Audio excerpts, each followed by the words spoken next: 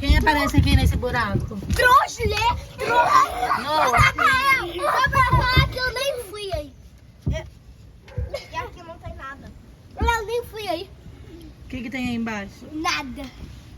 Não tem nada. Completamente nada. Sumiu! Só tem grama. Só tem grama.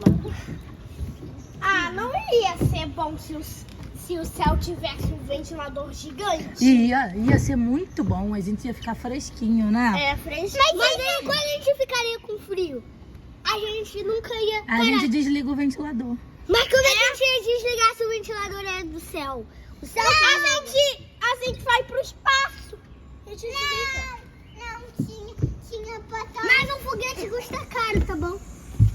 Custa mais só o rico que consegue comprar. Custa 1 bilhão. Né? Rico não, milionário. Não, bilionário. Aí você vai quebrar. Não, é birrorário. Birrorário? Birrorário? É porque tem que ser mais rico.